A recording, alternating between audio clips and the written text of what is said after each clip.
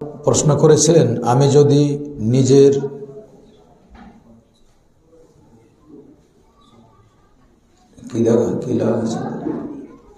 টাকা দিয়ে কোনো সম্পত্তি ক্রয় করি, তাতে কি আমার ভাই বোনের অধিকার আছে?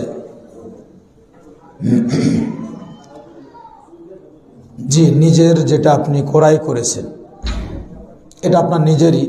তবে যদি একসাথে থাকেন, বাবার সাথে থাকেন, বাবা মা আপনার খাবার দেয়, সাথেই আছেন, আর ইনকাম করেছেন, জমি ক্রয় করবেন, এ বিষয়ে একটু আপনার পিতামাতা যেহেতু আছে তাদের সাথে পরামর্শ করবেন।